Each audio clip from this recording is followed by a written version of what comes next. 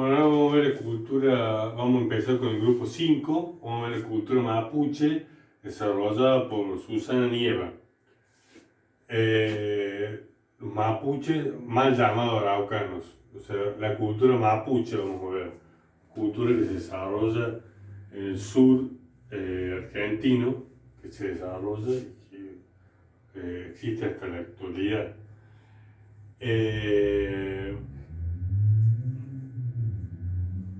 Acá, en cuanto al organigrama, me parece que está religión, política, economía. Acá me parece que no iría viviendas, sino que sería organización social, porque como hasta el día de hoy se organizan en LOF, no LOF, con F, que son clanes familiares de grupos de vivienda que son las rucas, ¿no es cierto? Y dentro de estos clanes familiares existen como ciertos grupos de mayor poder, dados justamente porque tienen más recursos, los machis, que generalmente son mujeres, que son los chamanes que encontramos en casi todas las culturas, y las mujeres es como que siempre cumplen el papel más de producción, tanto de lo que es la artesanía, el tejido, la cetería, como también la agricultura, y el hombre cumple más el rol de el guerrero, ¿no es cierto?, para defender a la comunidad, y también el cazador, o sea, están como divididos los roles. Entonces también eso lo relaciona con la política, porque hay un jefe militar, ¿no es cierto?, que es como el guerrero más destacado, que es para cuando hay un conflicto con alguna otra comunidad, toma el mando, y después hay otro jefe para el resto del tiempo, que generalmente está como gobernando con un consejo de ancianos. Toda la cultura americana por siempre, a los ancianos, inclusive a los muertos, o sea, es gente reverenciada y a la cual siempre se le pide el consejo y se le pide respuestas a la solución del problema.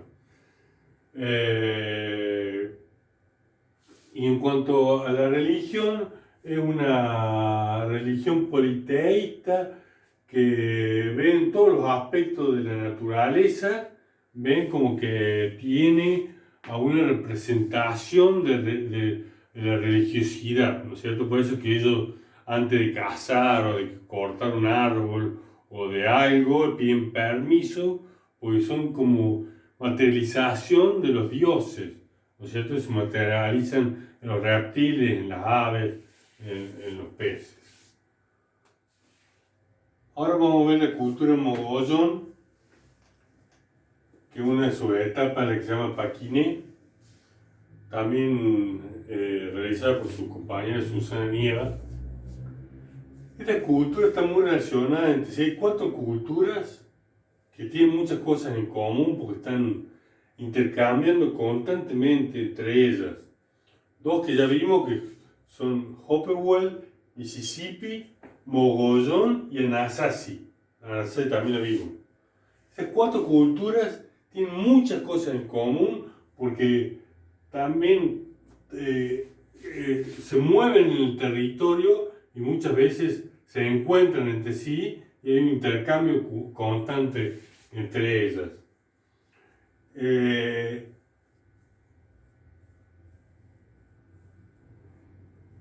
Acá también no está bien armado el organigrama porque vivienda, acá tendría que ver el tema de en lugar de vivienda lo social, acá tendría que ver lo económico, lo religioso y faltaría lo político que tiene que ver acá con las quivas. Bueno,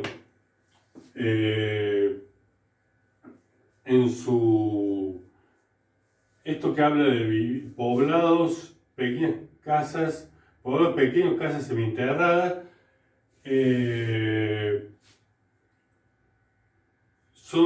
buscan grandes cavernas para construir sus casas con piedra y adobe, igual que los Anasazi, ¿no es cierto? Hasta que forman pequeños poblados que tienen que ver con los clanes familiares. Y también tienen como otros poblados que están construidos a nivel de suelo, más relacionados con los ríos y con los lugares de producción de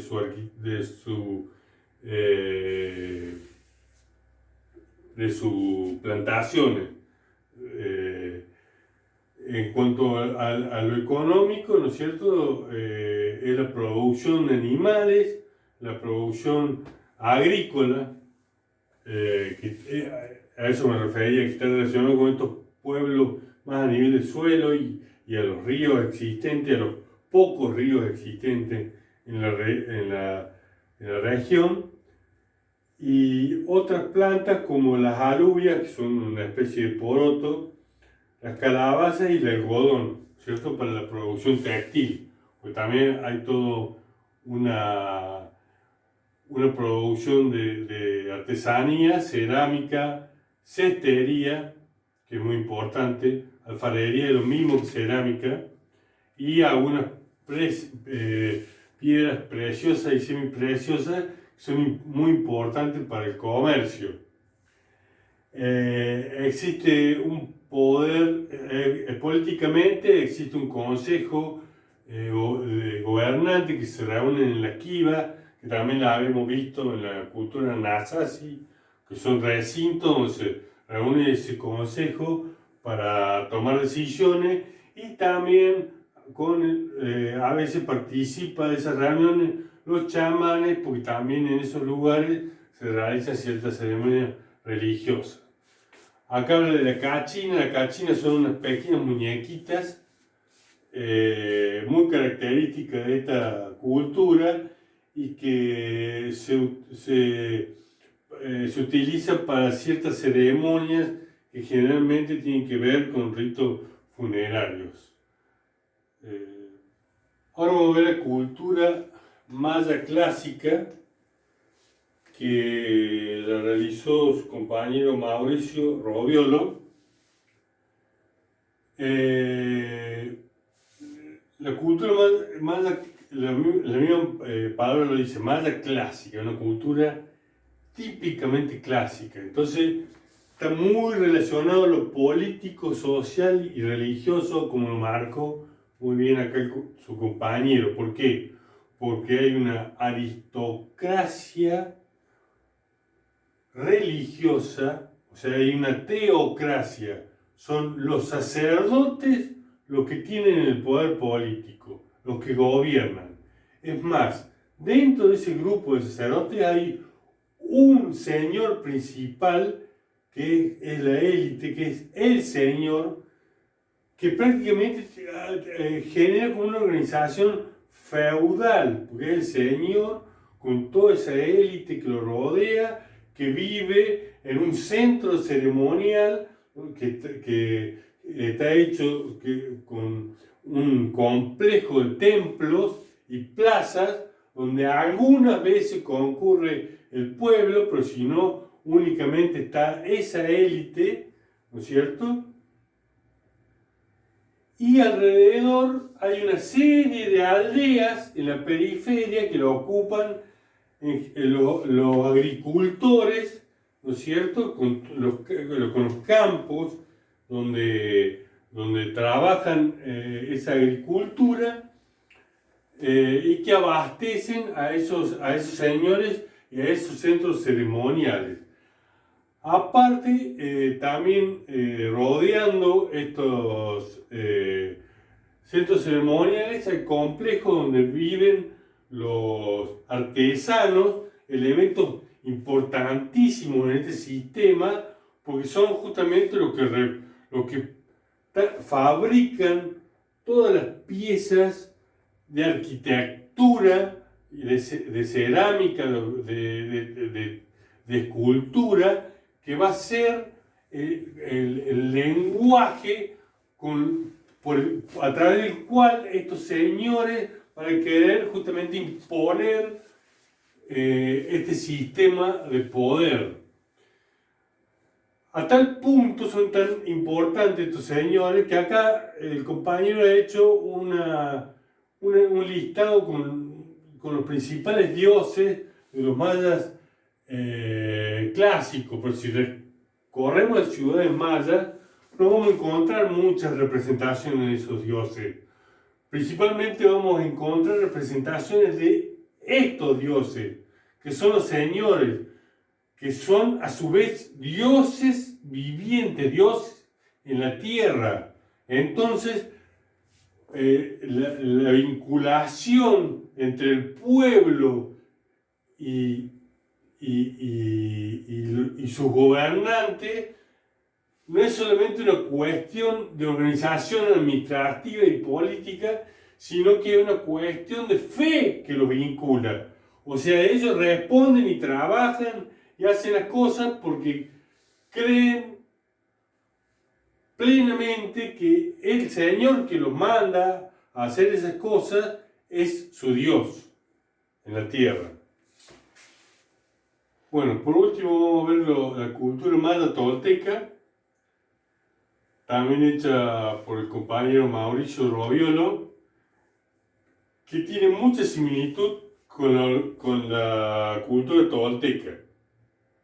O sea, los toltecas invaden el Yucatán, donde estaban los mayas, ¿no es cierto? Y con ellos traen toda su forma de organización política y religiosa que está basada, o sea, en una cultura posclásica. O sea, muy diferente de los mayas clásicos que habíamos recién, que una cultura típicamente clásica, ¿no es cierto?, con los religiosos siendo la esencia de toda su organización. Acá, toda la organización es alrededor de una aristocracia militarista, o sea, un grupo de poder que no necesariamente no son religiosos, es un grupo aristocrático que está respaldado por un poder militar, ¿no es cierto? Obviamente siempre como dándole sentido a sus hechos a través de una interpretación religiosa. Siguen viviendo de la agricultura, como todos los pueblos, hasta los más urbanos, pero su economía, básicamente, como lo más fuerte, es lo que hablamos antes de la cultura postclásica, es a través del comercio, ¿no es cierto? Porque ellos ya tienen una producción artesanal, sistematizada, igual que su agricultura, y el comercio también se da porque ellos tienen todo un sistema militar de expansión y entonces llevan sus productos a los nuevos territorios y les traen los productos no solamente a los que dominan, sino a los lugares hasta donde llegan. Tienen una clase sacerdotal que es la que sigue presidiendo las ceremonias, ¿no es cierto? Pero que no es ya la que gobierna, que vive en lugares relacionados a los templos, pero que a su vez están los palacios y las plazas donde vive el verdadero poder aristocrático, y se realiza una serie de rituales que tienen mucha relación, como ya les decía anteriormente, con toda la cuestión de la guerra y de la sangre y del campo de batalla.